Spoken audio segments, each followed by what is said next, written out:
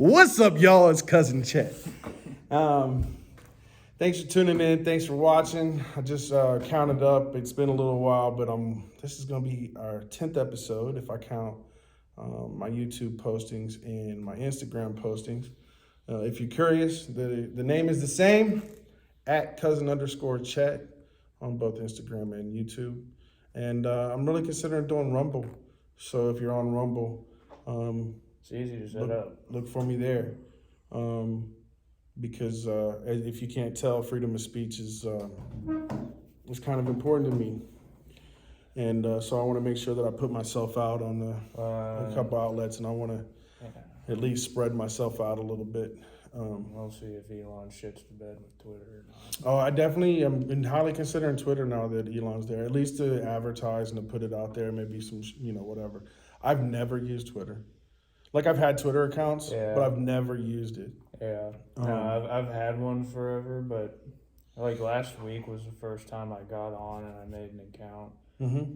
I will say that I instantly noticed what people claim is so addictive about it. Like, why there's some people that will literally sink all their free time into just spatting with somebody on Twitter. Mm-hmm. It kind of seems like it forces you to be witty. I think that is part of internet culture. Yeah. There's this keyboard cowboy kind of, like at different levels, you know what I mean? And so there's that anonymity, that knowing that you're not going to get punched in the face. Yeah. You know what I mean? Kind of gives you some freedom to be a little bit more courageous. Mm-hmm. And that doesn't mean that you have to be an asshole about it, but, you can be witty. You can take those risks. You can kind of get amplified about a topic and kind of really get into it. Whereas in person, you've got body language and shit that curtails. You may have other, all the people watching and the body language and their reactions really affect the mojo or the momentum, whereas being on that, there's nobody to give you that immediate feedback to slow you down and make you pause a little, second guess. Yeah, and in my opinion, there's some virtue in trolling. Not a lot. It's not the paragon of virtues, but no. There's a little value in being able to. Maybe not necessarily push buttons, but to kind of halt the bandwagon or sort of halt the groupthink. Mm. If that makes any sense. Mm-hmm. I don't know. That's kind of what I think of when I think of trolling. I think trolling is just intentionally trying to get the dog to run out to the end of his chain and bark. You know what I mean? Yeah. Trolling is intentionally just trying to irritate and get somebody to get them upset. And I don't know, the other day I saw a short, I think it was Zach Randolph. Do you watch basketball at all? All right, so Zach Randolph played basketball, NBA player. Okay. So and he's up against, I think it's Boogie Cousins, who's they're both power forwards or whatever. And you hear Zach say, "Where I come from, bullies get bullied." And when you were talking about trolling, I was thinking the people that I like to troll the most are the trolls. Yeah. I love to troll a troll. But that's been one of my pastimes since the advent of the internet. I just love to troll a troll. Yeah. And it goes back. That goes. Sorry, real quick, but that goes back to being younger. And bullies got bullied. You know what I mean? I was gonna say Hammurabi seemed to have the same philosophy. Hammurabi. Yeah, eye for an eye. Well, there's some of that. No, I mean it's if you're gonna be that guy, if you're gonna be the one that goes and stirs shit up, it's you've kind of rearranged the chessboard. It's all right, we're playing this game now, so it's you got to be able to take what you dish out. That's kind of what I hear. I agree, and for me, it's more of I don't know. I'm always a fan of the underdog, and I like to step in for the underdog if I feel like I can help the underdog. Yeah. You know what I mean? That's honestly that's just part of my person. Mm-hmm. I feel like an underdog. I feel and the truth is I'll stand up for other people way quicker than I'll stand up for myself. I'm that kid. You get my face in school or whatever. Look, you don't scare me none. My mom's belt scares me more. You know what I mean? Yeah. Like, and if I get suspended, so if I got to take you talking some shit in my face, and we go our separate ways, that's what I had to do. Because as much as she would say, you're allowed to defend yourself, blah, blah, blah. No, if that principal called, it didn't matter. But anyway, so yeah, the trolls. And I mean, I love what Elon's doing. I am a huge fan of the freedom to speak and share your opinions and your thoughts. And I understand we live in a world, especially with the internet, where people will intentionally lie and be malicious and mislead people, and that's dangerous. I think the answer to that is have better schools. Because if you educate people better, then those dumbasses can't do that to us. They do this. I mean, and the ones that complain about it, they use the same tactics against us. To pretend that this movement behind the Democratic Party isn't trying to social engineer us and tell us what and how to think. Wake up. I mean, and it goes both ways. I'm not Republican. I'm not saying that they're innocent by any means. I'm saying look at the people in power and what they're doing. They are trying to manipulate your thoughts and your speech and how you act. And we need to have our own agency. Well, and talking about the state of the schools that's always really close to home for me. And like I have a recent example. I kind of feel like talking about it a little bit, but I subbed in for the study hall monitor down the road at the local school. Mm-hmm. I try to avoid names, and I try to avoid places and locations At the high school. best I can. It's good enough. Yeah. It was at the local middle school. The study hall monitor got the flu, and they sent out this big group text thing, and so I was like, "Yeah, no, I need some money. Right, I could use some extra money right now to take this study hall job." So I did that for 2 days in a row, and I walked out of there thinking, first of all, like. I study hall. It's like the worst. It's like the worst thing to have to sub for, because basically somebody's paying you to go in and keep the room as quiet as possible, so that the kids who are going to use study hall to get ahead, the kids that are there to use it, like to boost their academics and to actually like kind of like get ahead of schedule, the responsible kids. That's really what you're there. That's really why you're trying to keep study hall quiet, and Just so they can do their work. yeah. So it's not for everybody, but it's like it's for like you can't think about it in terms of like, okay, well, what's the whole vibe of the room? What's the vibe right now? How do I vibe with the kids? Like that's my first inclination is how do I get along and like. Now, how do I build a rapport with the kids? But like with study hall, it's like you're there to basically kind of just be the boot. And the thing is if you don't kind of act like, if you don't take Das Boot mentality going into it, speaking of trolls, like there was one kid that like I sent him to the office both days in a row, because it's like you get there and from that kid's perspective, from the troll's perspective, and like I said, I got sympathy for trolling. Like I understand there's a virtue in, okay, this is a kid who breaks the pace of the class, and he's gonna make some kind of asinine comment, and it's gonna stir everybody up. It's gonna take everybody's attention off of, what is on the PowerPoint screen.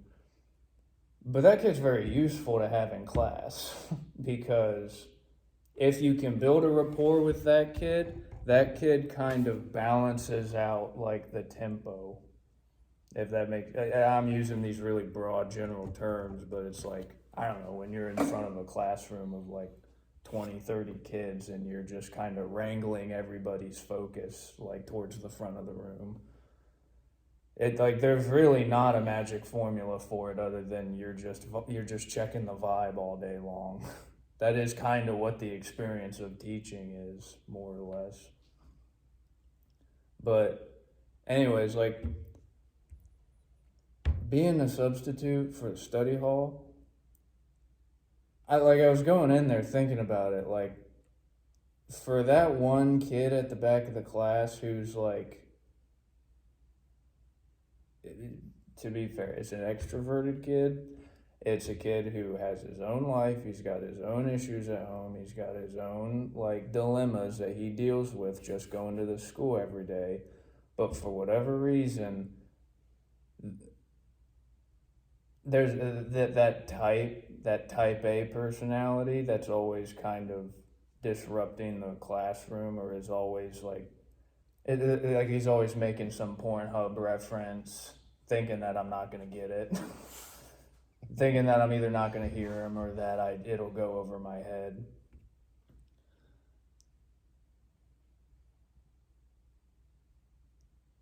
That kid has no incentive. That kid has no incentive while I'm there as a substitute. He knows he doesn't have to see me once like this little stint that I'm working is over with. If I was there like as the actual study hall monitor, and if I had the time and like if I had the actual time to like build a rapport with him, like I said, those kids can be your best friends. Mm-hmm. But after I did that a couple days in a row, I sent this one kid to the office like 2 days in a row. And I realized like, partially it's just me, like it's just my temperament, but it's like when I gotta like pull out the brass knuckles, even if it's just like pulling the troll in the back of the room out and sending him to the office, like that kind of like ruins my day a little bit. Like that kind of curbs my vibe when it's like, okay, I had to be das Boot for like 5 minutes today, and it's like I'm not looking for conflict. I'm not looking for like conflict like that. But it was like, I noticed that as I was subbing, this would turn into a really long story, but I noticed, long story short, as I was substituting the study hall room 2 days in a row, by the time it was over, it was like, I just walked out with this sense of, I have a real problem with how I'm like forced to interact with these kids in this circumstance. It's a box. The kids go into the box. There's a designated time when they leave the box, and then everybody shuffles in and out. Mm-hmm. And it goes beyond even any of the political drama about the schools right now. Mm-hmm. It's more like, okay, I understand, because I studied English education when I was in college. Like that's what I did. That was more or less my occupation for about 2.5 years. Right. And anytime I step into a school, I see the 1910s structure of it. Mm-hmm. I understand. I understand. This whole public education system was basically lifted out of Austria-Hungary not even a decade prior to World War I. And so essentially all of the improvements, or all the reforms that we've done over the last 100 years has been us putting Band-Aids on a public education system that was literally conceptualized to produce factory workers and soldiers. And that's why there's a dinner. That's why there's a dinner bell that goes off halfway through the day to let you know. All right, it's time to go to the trough. And it's like, all right, it's time to it's time to grab your shit, and it's time to shuffle your feet through this mass of other people. It's funny. My nephew's wife. I mean, they've got 2 kids together, and they've been together, not married, but what do you call her? I don't want to call her his baby mama. But anyway, my niece in law, yeah,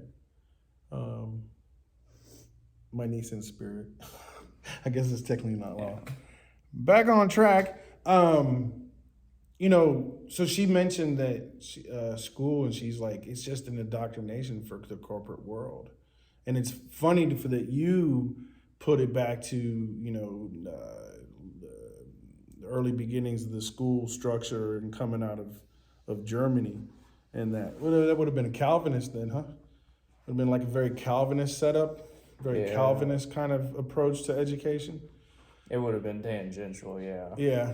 I mean, but it would have been under that guise of like industriousness, productivity, things like that. Mm-hmm. And you relate that early version to it preparing you for factory work versus, she's looking at it in a modern day context, and it's like it's preparing you for the corporate world, and she was really just saying the working world. Well, when was the last time you took a factory job?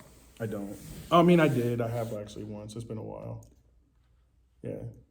I've worked in a couple warehouses in my time, and yeah, we don't have. A lot of the factories went out before our generations. Yeah, but if you go and get a job working at a warehouse or an auto parts factory, it's almost indistinguishable from school. Right. Like there's a bell that goes off to let you know, hey, it's time to go. It's time to go stuff your face. It's time to go. It's slop time. And but, it's hard to educate a full populace. You know what I mean? Like there's definitely some challenges, and I got to say that one of the things that made America what it is that we did invest early on. Oh man, what's that guy's name out of Kentucky? Kentucky. Yeah, he's from Ashley, Kentucky. The Colonel. He's a poet. The Colonel. No, oh my God, what is his name? I'm actually a big fan. He's a poet too. Poet. Anyway, there were people that really understood the value of education and teaching the next generation. And I full-heartedly believe that. I think that, one of the things about the United States of America that made us unique in our founding and still in many ways, before the advent of the internet, but in many ways, it was one of the few cultures that allowed for upward movement. I don't care if you're in India, if you're in South America, in the Hispanic world, there are different caste systems, and there have been caste systems around the world that are either based on color or they're based on socio and economic status. And they're labeled differently and they're practiced differently. But the fact of the matter is they remain. And most kids are going to be what their parents were. Most kids, before the United States, you didn't have a lot of opportunity. If you weren't the firstborn son, you were SOL. You better go become a priest, And so, as we moved into the Industrial Revolution, as we moved into this high focus on production, right, of goods and services, of goods, really, I think education is important. And then to get back to my other point, that education is one of those ways up, right? That you can break your caste. Like in the United States, there's basically you can work really hard, right? So usually you'll see immigrants come here and there will be one generation that bust their fucking ass. Yeah. And they just bust their ass, taking care of their family. They don't do a lot of extra.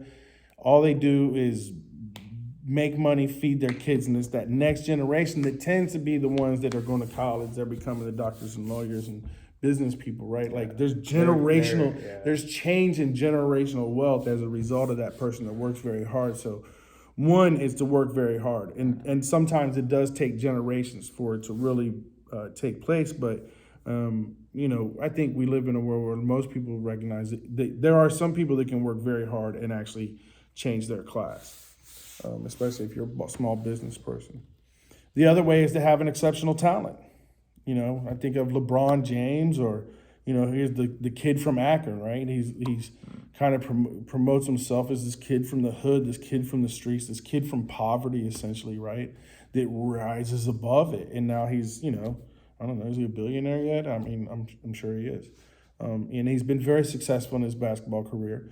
And LeBron James, I'm not trying to say he's done it on talent alone. My man obviously works hard, but he also obviously had some extremely rare talent. Well, he's so fucking goddamn rich because he's also a wise businessman.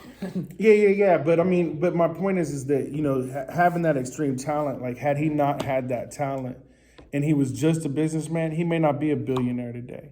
But he's able to add both of them together. And LeBron's done other things. He's got friends that he's kept around him for a long time. He turned them into business people. Yeah. LeBron's been a smart person about his way. But beyond that, so my point is, though, is talent. And, whether it's LeBron or Magic Johnson or, anyone that has been able to change their station, their status, their caste due to talent. So talent, hard work. And the other one that is available here is education. If you come from an uneducated family, education is one of those ways that you can increase your status, that you can increase your standing in society and change your caste. Well, like all great philosopher poets, I was having a conversation with my mom the other day. Your mom a philosopher poet? No, at any Oh, you're saying you're the philosopher poet that was talking to his mom. I get it.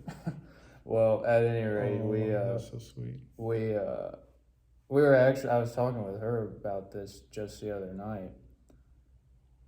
We were kind of talking about education, and I was kind of like sharing with her. I was like, man, every time I go take a substitute teaching job, or every time I take a substitute study hall monitor job, it's like it feels like I'm getting hit over the head with this. It doesn't even make sense. It doesn't even make sense that why we do it this way. And I put it to her this way. I was like, the reason I bring her up is because she points out to me, she's like, well, Dillion, you got to think, the people that are running the schools, the people that are boots on the ground, like in the classrooms, in the offices, trying to keep kids in, like watching for truancy, like monitoring, okay, well, this kid hasn't showed up. Did they go missing? Where are they? Those people that are doing all the legwork, she was like, they're my age. And when we were growing up, we didn't have, the internet wasn't even a thought. If you were really well-to-do, you had a prestigious collection of encyclopedias. And that was kind of where you were able to get a general knowledge, a general Mom, is that why you bought from. the Encyclopedia Britannicas? Yeah. Well, and we were not prestigious though, but my mom, I guess she saw that. She's like, I want them books. Go ahead. Well, you take my point though. Yeah. It's like information has only been that accessible. It's only been this accessible for a little blip in time. It's Sure. For a blink. For a blink in world history. Yeah. We've had the internet where it's like not only, granted, you can misinform yourself easily on the internet if you don't have the baseline education of, okay, how do I check a source? Or if you just want to say what reinforces your own thoughts and you're not open, if that's all you want to find is things that reinforce your ignorance. Yeah, if you're not treating the dissemination of information as if it is its own skill set, you can easily go astray on the internet too. But for the most part, it's like anything and everything is on there. And that's why I think it's important for our schools to teach kids not what to think or necessarily how to think, but how to decipher information, how to look at things in context, how to think for themselves, how to think critically. And I don't think that they're doing that. You know what I mean? I think that they're mostly just teaching kids, remember this, remember that, take the test, and move on. You know what I mean? And so kids, they're not being taught how to think. They're not being taught how to understand the world for themselves, how to think critically. And I think that's one of the things that we had in our early educational forms. Because while you referenced the Austrian kind of structured system, we also had this beautiful education system of our upper class people who were mostly they were tutored. They weren't they weren't That's really what I was taught. gonna say. They weren't I don't know if Thomas Jefferson went what school did he go to? Yeah. I know he founded a university. Yeah. But did he go to university himself? Yeah, no, but that's the thing is if you're in those aristocratic circles, it's common There's sense. tutors and things like that. So, Yeah. but and yeah, there was a certain thing that everybody was educated, probably with Seneca and Greek philosophy and a lot of things of that nature. But that's obvious when you kind of look at how Thomas Jefferson wrote in the way that they talked and the ideals that they had. What was my point? But my point is there was a very rich liberal arts, how let's look at this philosophy, this natural world, this logical thinking, right? I mean, if we think about our early founders, we're not talking about super religious people. Some of them were, but these are more like people that you would think of as spiritual but not religious. These are people that Ben Franklin went to every church in Philadelphia. You know what I mean? Was he Quaker? Was he Lutheran? Was he Calvinist? Who knows? You know what I mean? Obviously, the man had some kind of spirituality, but and if you look at the words that Thomas Jefferson used, they're very careful not to make it super Christian.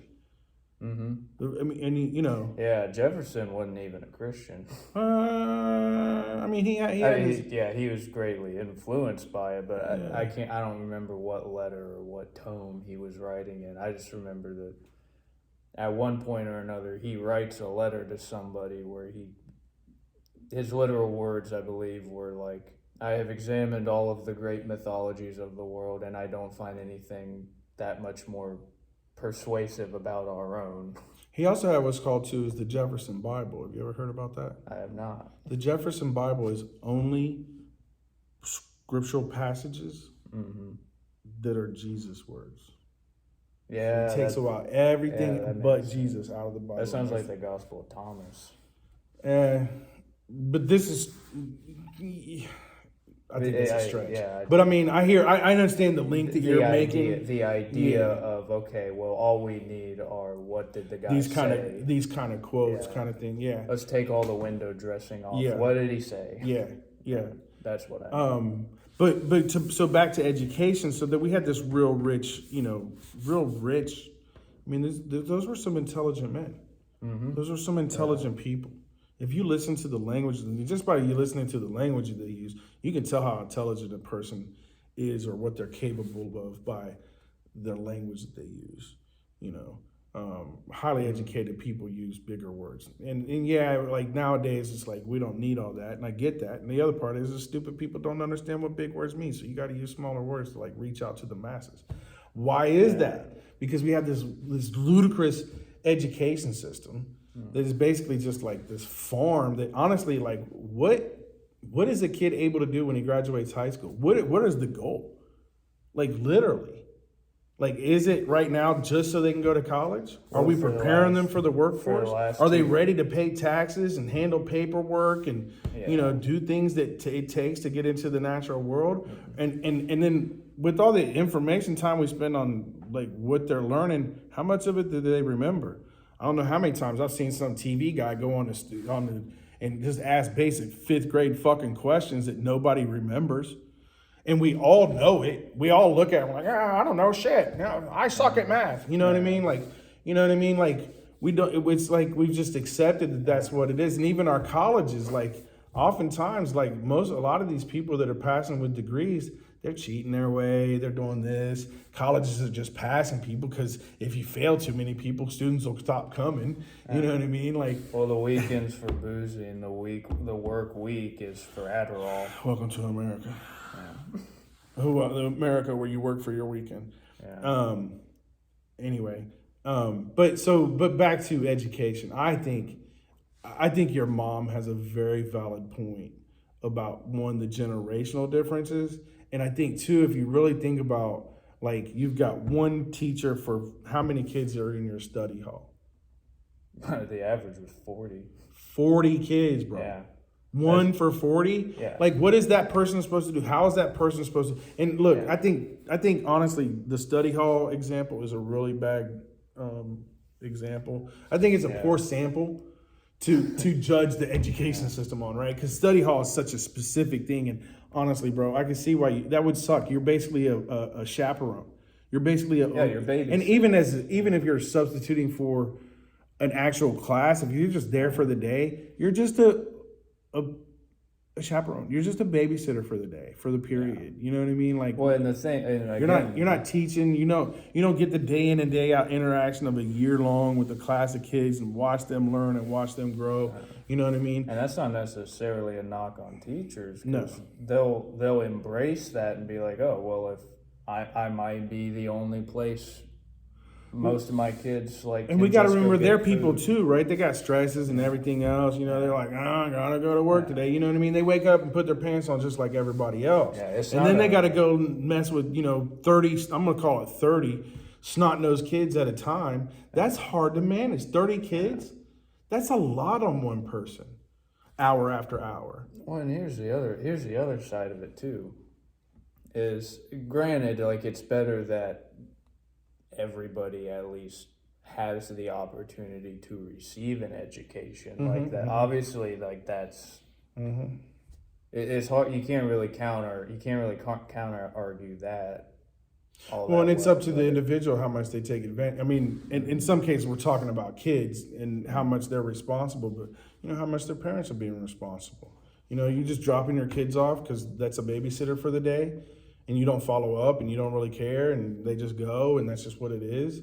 Then that's one thing. But if a parent, I don't care what school, if it's the best school or the worst school, the right parent with enough focus on their kids is going to make sure their kids get the advantages that are available. Just by putting the time and energy into it. Well, and for my money, this is as close to a sociological fact as anything else is. That if you ever been to a political rally, you'll see this, and you might as well get to see this in slow motion. But the bigger the group, the bigger the body of individuals, like the greater number of people in a particular crowd, the lower the collective IQ drops, especially when you're trying to get everybody to pay attention to the same thing. I've seen this in real time, especially when you go to like I went to a Sarah Palin rally once upon a time. And it was the first time I'd ever been to anything like that, but it was like all my family members are like, they always are talking about Republican politics and like, oh man, like, well, we got to get another Bush in there. We got to get another George W. in there.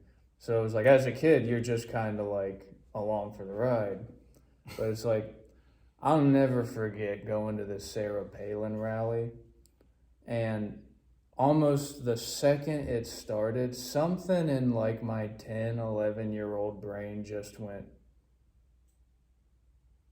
this something about this is just like, it creeped me out. It almost creeped me out, just how everybody kind of shuffles together, everybody chit-chat, shoots the shit, like, oh, I'm excited to see Sarah. Are you excited to see Sarah? Yeah, I can't wait to see Sarah. And then the second Sarah walks out on stage, there's like a switch that flipped, and it was like everybody's personality just turned into one person.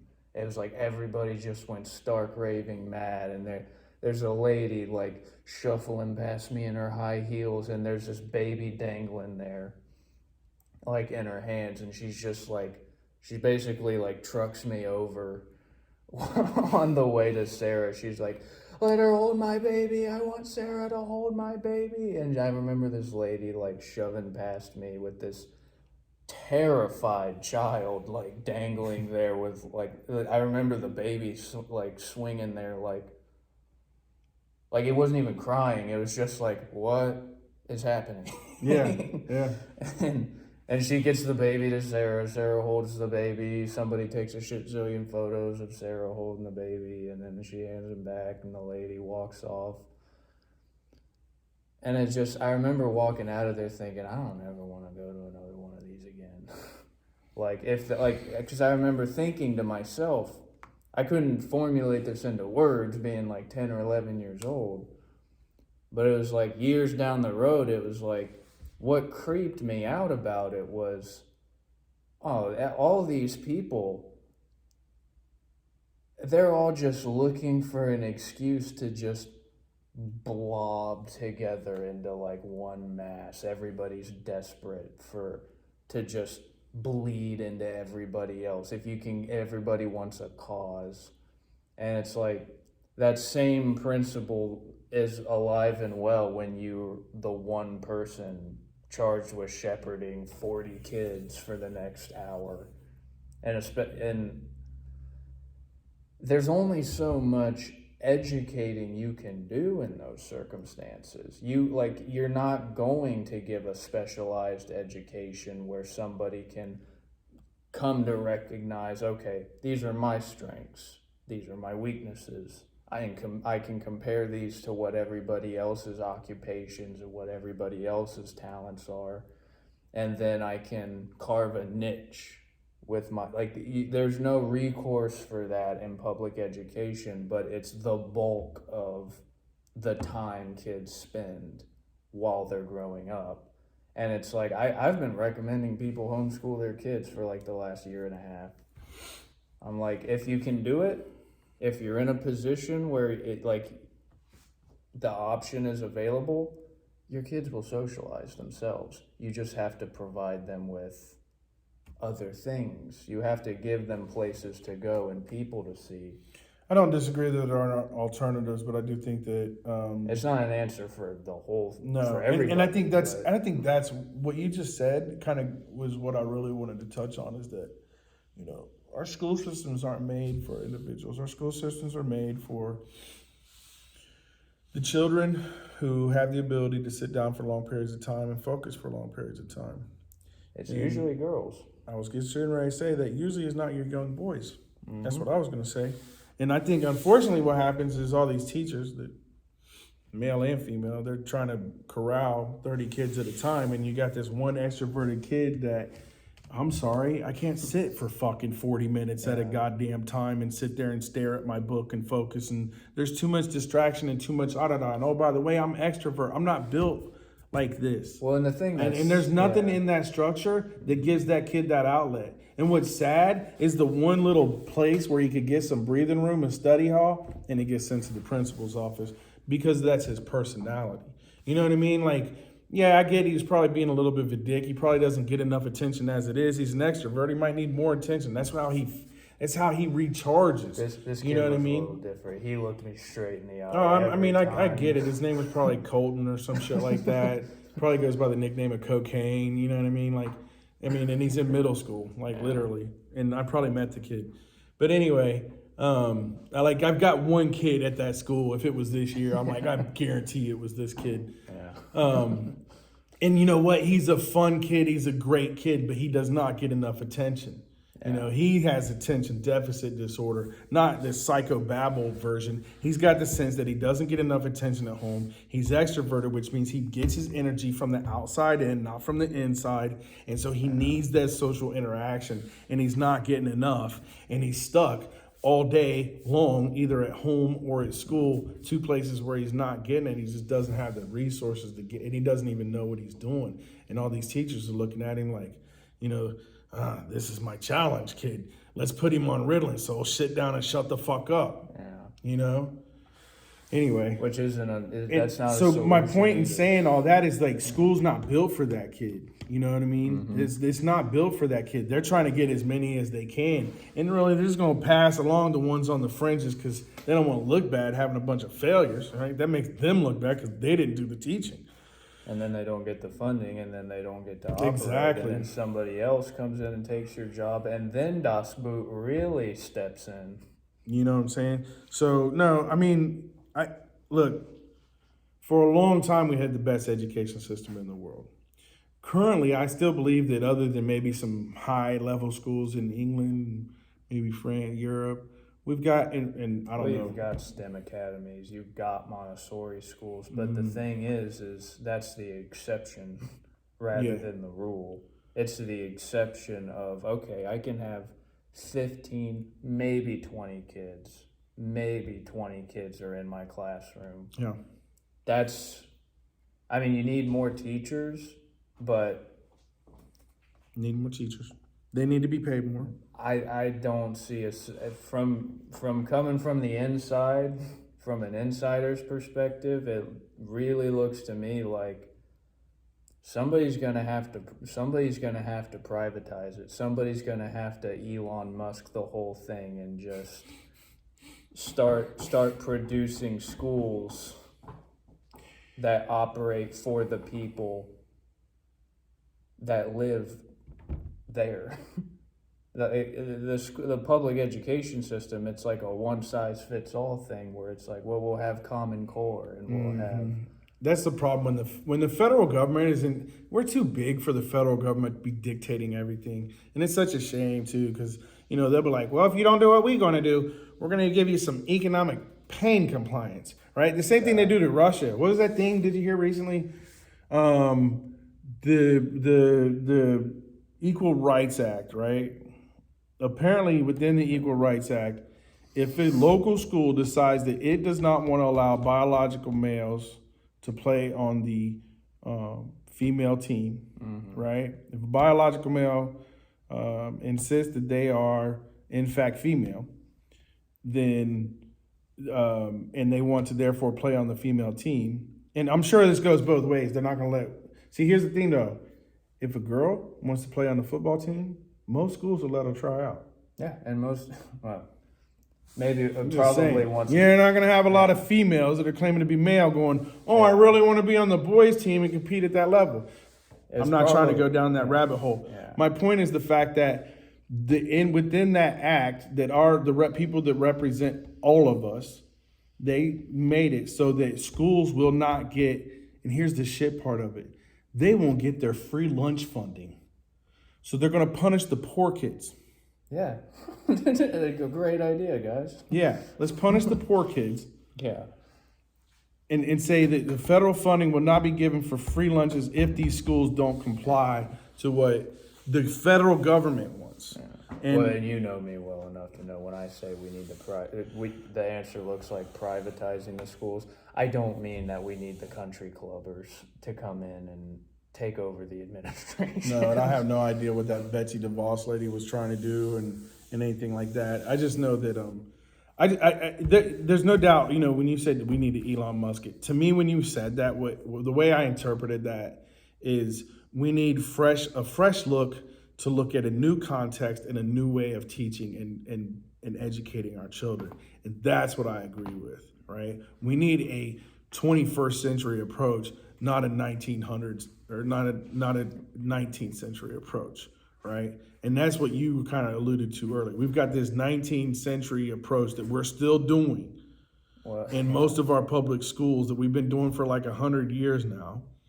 And it's no longer effective for the modern world that we live in. Well, and it's not really teaching a lot of kids. It's not making us smarter. Like, to me, I don't look out at my country and go, we're smarter than the previous generation.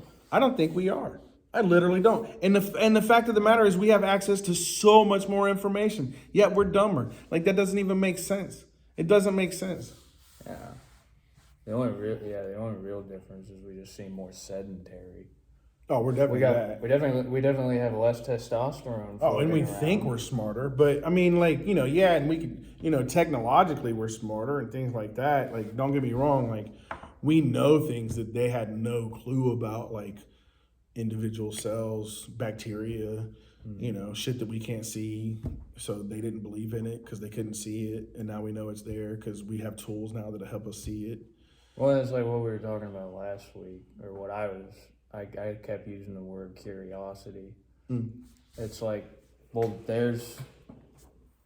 I suppose in a lot of ways, it's like, well, there's where the curiosity's going. Yeah. There's where the curiosity has left the building. And I think I've shared this, that education was a big part of my life. For one, I came up in a generation, which I think the generations after me were still party to this, but it was really kind of promoted that blue collar work is poor people work. Blue collar work is like low skill, low level work. And so you want to be white collar. And so you want to be educated because otherwise you're going to be poor. And I was already poor. And again, I saw education as a big factor. And the biggest thing for me was when I was in the Navy. I don't know if I shared this with you before or not, but if I don't think I've shared it on podcasts. And if I have, I'm sorry. But in the Navy, as an enlisted person, the only real difference between me and an officer was that they had a 4-year degree. Like, that's it. Mm-hmm. The only difference. But the way that I was treated, the class structure, the lifestyle is extraordinarily different. One of the biggest things is an enlisted person who's been in for like 20 years as first class or a chief, they're making just a little bit more than that 01 officer that just got out of fucking ROTC. Yep. A little bit more. And he's been doing 20 years, So the officers are kind of starting where the enlisted people end. Yeah. Is my point, right? I was looking at the military for a little while, for a minute, and I noticed that right away of, just because I have a 4-year degree, like it would be a pretty straightforward shortcut. For sure. So, but here's the difference in life, like the day-to-day life. Like I lived on a ship, so did the officers, right? Mm-hmm. We're out to sea. Now, they didn't live on it when we weren't out to sea. When we're in port, they got houses and they got money to get their houses. Enlisted people don't get money unless they're married. Anyway, now, when I woke up in the morning, I woke up to a berthing. And I had about 30 other stinky ass feet, farting ass, dirty ass, non-showering ass, stink breath ass, masturbating other dudes that I got to share this space with, right? And I literally, my space was about the size of a coffin. Like, that's not a joke.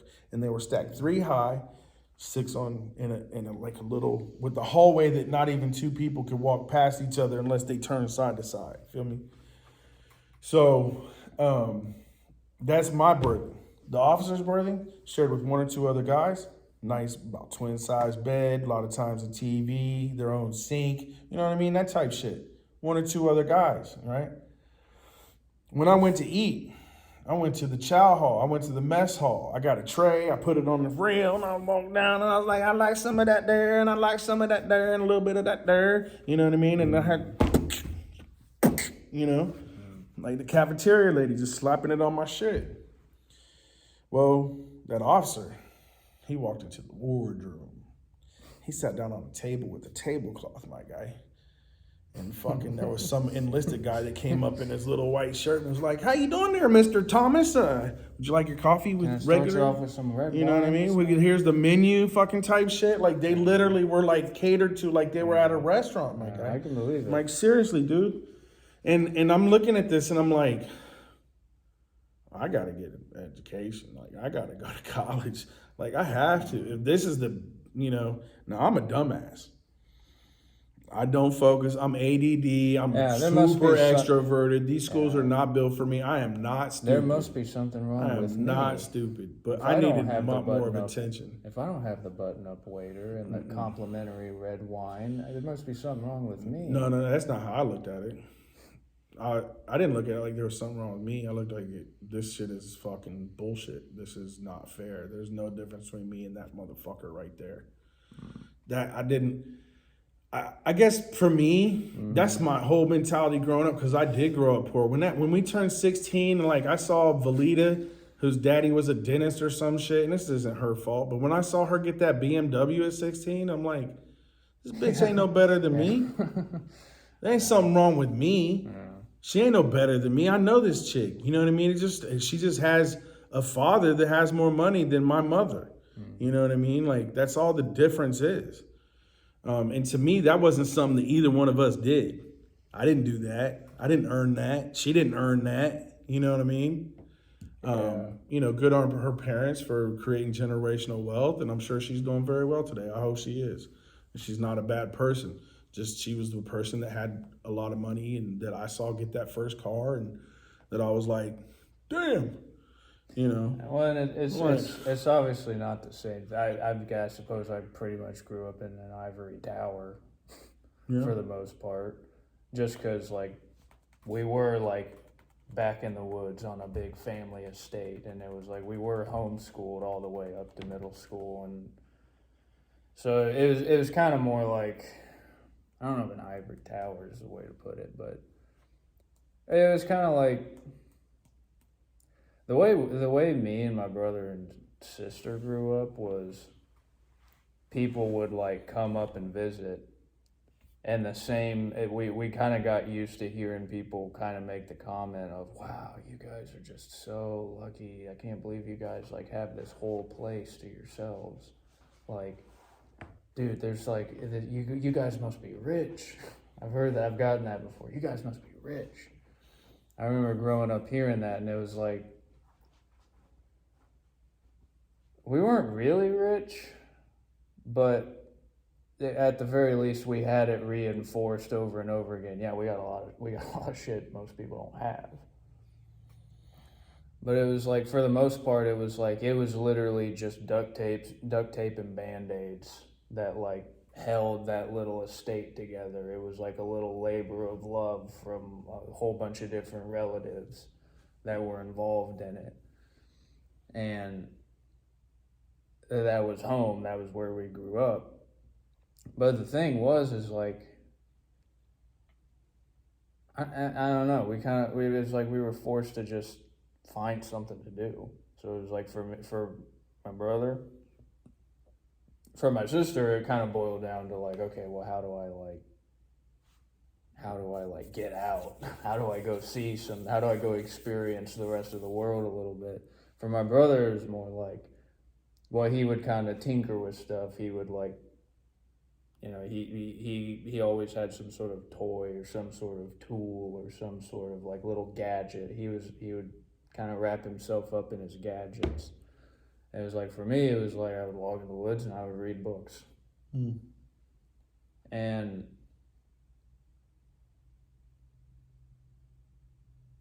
I don't know, it wasn't until I started going to school and I started kind of ingratiating myself with like the mass of society.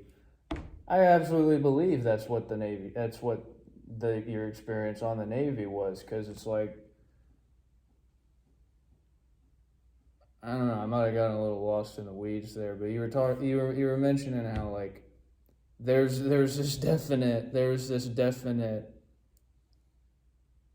it's like a necessary attitude you kind of had to grow up with, of like, to me it's like I respect that it's, you kind of grew up looking around you being like, well, this is kind of fucked up, like the deck is definitely stacked in other people's favors from the start, and I'm definitely starting out down here on the blue collar end of the stick.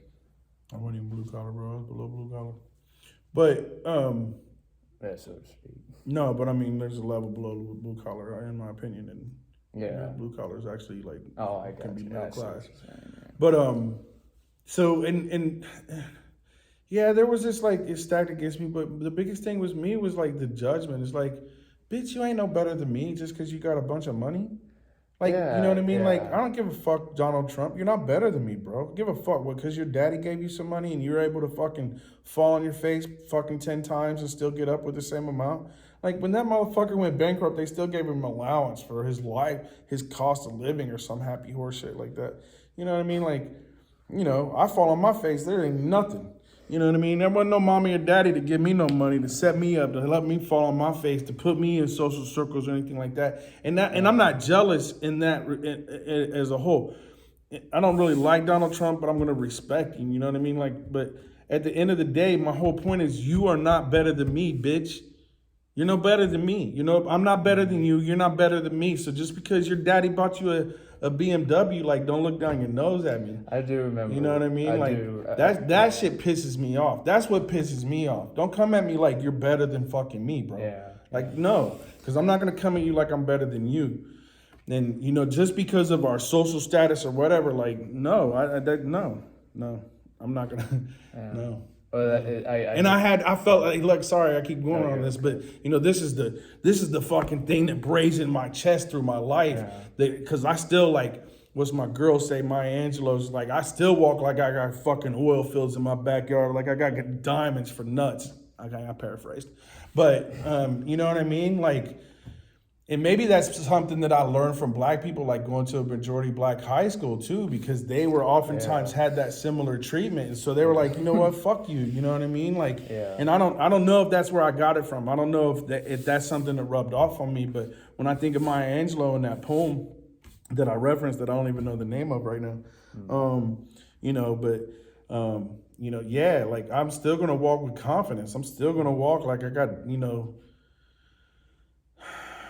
gold between my legs, you know what I mean? Like nobody's better than me. And again, I'm not better than anybody else. I don't walk this world like that.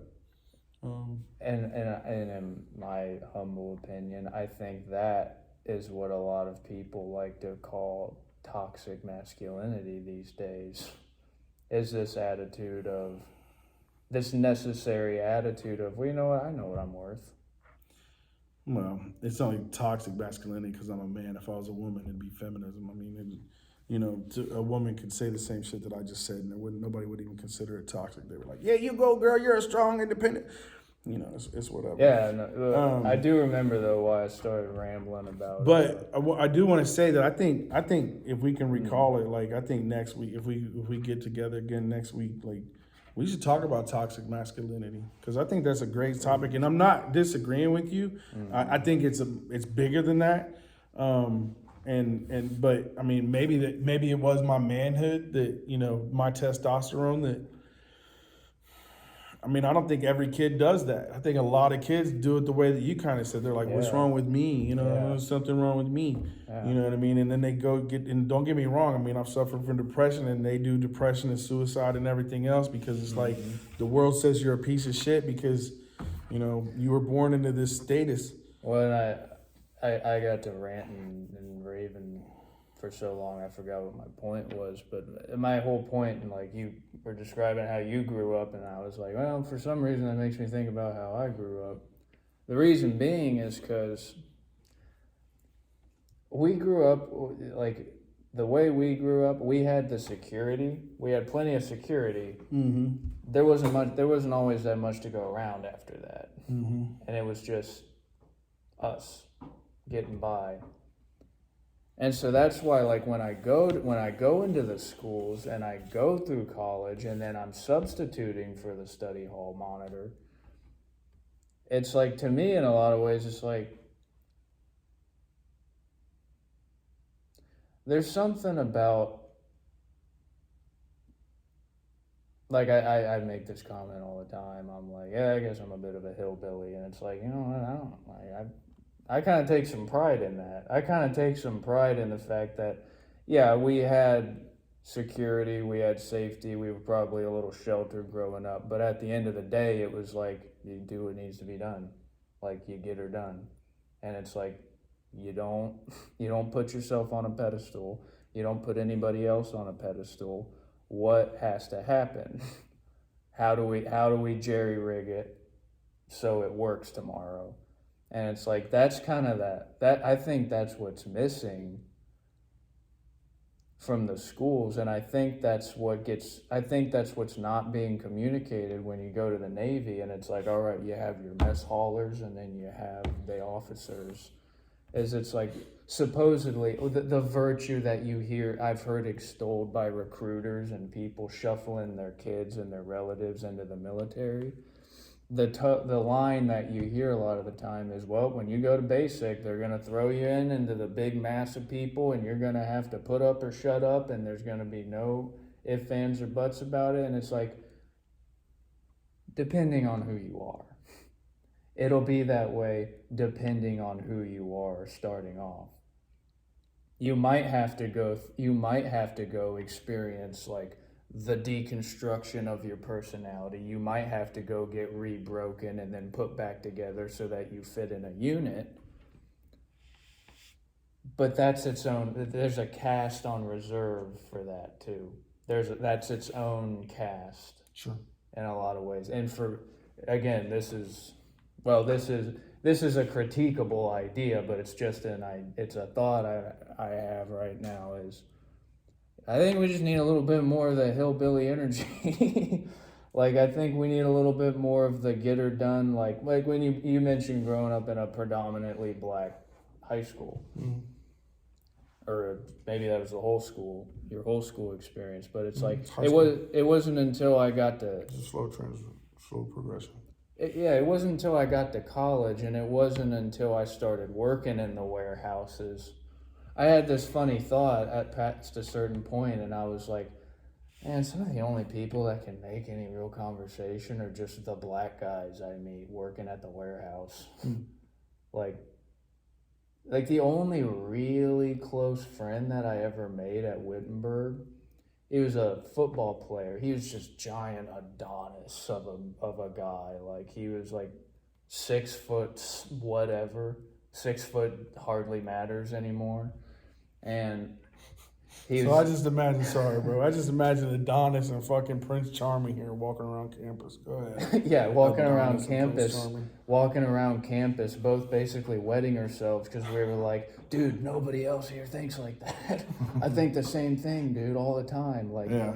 Like, dude, have you ever heard of like MK Ultra? Have you ever heard of the fucking Tuskegees? Mm-hmm. Have you heard of the Tuskegee experiments? Like, that's the thing. Is like. Eventually, the more I thought about it, I was like, man, it seems like all these blue collar black guys, those are the guys I want to make conversation with. Those are the guys I want to go have a drink with. But before that, what struck me was, man, are these the only guys that actually think about conspiracies? Are these the only guys who actually like question the official narrative? That's interesting. I mean, I can't really speak. I mean, this is a huge generalization. Yeah, I mean, I think it just kind of would be a natural kind of like, it's kind of like, would it be safe to, as a Native American, to trust what the government's saying? I probably wouldn't. You know what I mean? Like, so if I was a black person, you know what I mean, and I looked at our history, would I trust the government? Probably not. And honestly, as a white person, you're not supposed to trust. Like, that's part of what fucking America is, bro, is questioning the government. It's questioning the status quo. Yeah. Like, that's what we do. Like, that's our history, is saying, there's a better way. You know what I mean? Like, we still got to progress. Like, and don't get me wrong, progress doesn't mean liberal progression all the time. No fucking build back better bullshit. But it was, I'm going to build it the way I fucking am going to build it. Build back better. They thought that was clever. But anyway, no, it wasn't even original. No.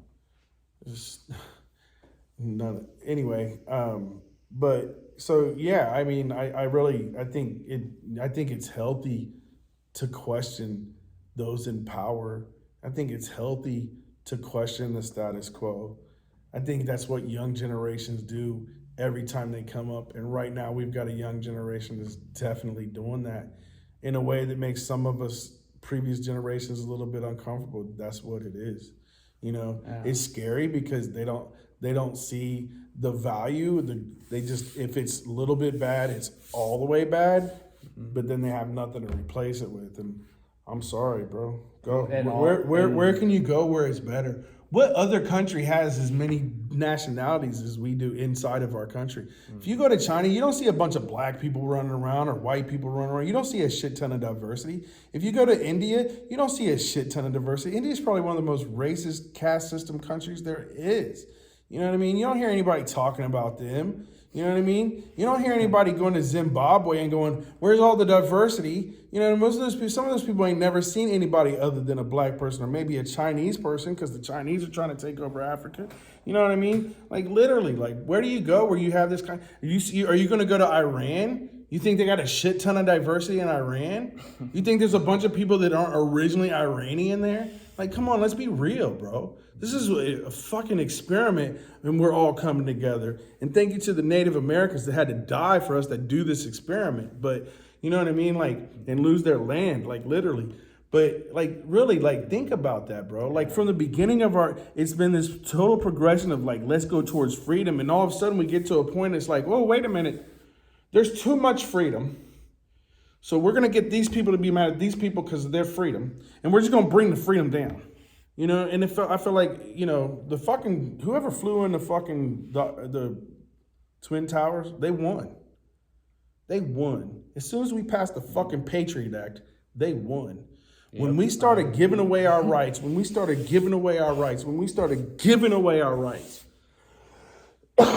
our government started taking away our rights, they won. I don't care if it's the Saudis, the fucking Afghans, the fucking Chinese.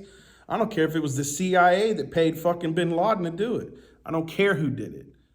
They won. Whoever it was, they won because we gave away our rights.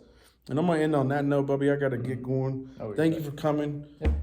How's the hand, bro? It's getting a lot better. Can I squeeze it like a real man handshake or not? Squeeze it like a man with a little less weight. Good to see you. Hey, thanks for watching. Thanks for tuning in. Thanks for liking, subscribing, sharing, and commenting and helping me out. And episode number 10 is in. Have a great day.